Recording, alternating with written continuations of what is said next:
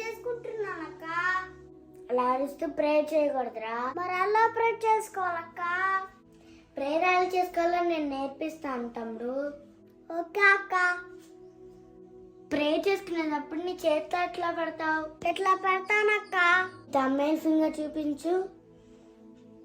Finger ని thumbnail అంటారు. ఈ తమ్నేల్ ఫింగర్ మనకి దగ్గరగా ఉంటది కాబట్టి మన ఫ్యామిలీ కోసం, మన బ్లడ్ రిలేటివ్స్ కోసం, మన నియర్ రిలేటివ్స్ కోసం ప్రార్థన చేయాలి.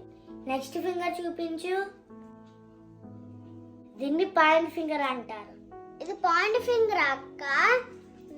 భలే గన్లాగా ఉందక్క.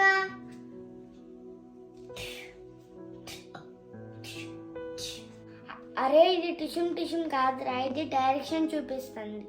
కాబట్టి మన టీచర్స్ కోసం, మన ప్రీచర్స్ కోసం, మన నాయకుల కోసం, మనల్ని హెచ్చరించి గద్దించే వాళ్ళ కోసం ప్రార్థన చేయాలి. నెక్స్ట్ ఫింగర్ చూపించు.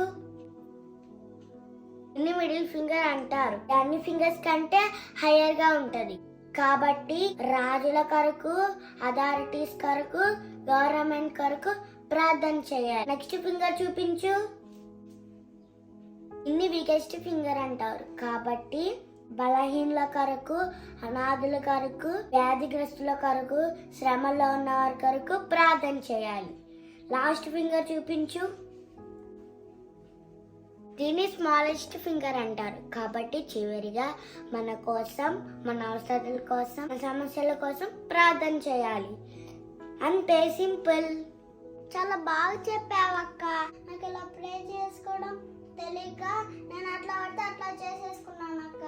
మీకు ఎలా ప్రార్థన చేసుకోవాలో తెలియకపోతే మీ ఫ్రెండ్స్ తో మీ ప్రాబ్లమ్స్ ని, మీ సిచ్యువేషన్స్ ని ఎలా షేర్ చేసుకుంటారో దేవునితో కూడా అలానే షేర్ చేసుకోవాలి.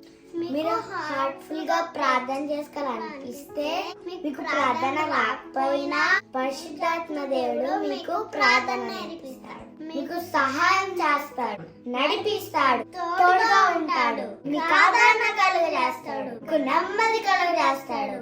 మీరు ప్రార్థనలో ఉన్నప్పుడే మీ హృదయ భారాలను తీసివేస్తాడు.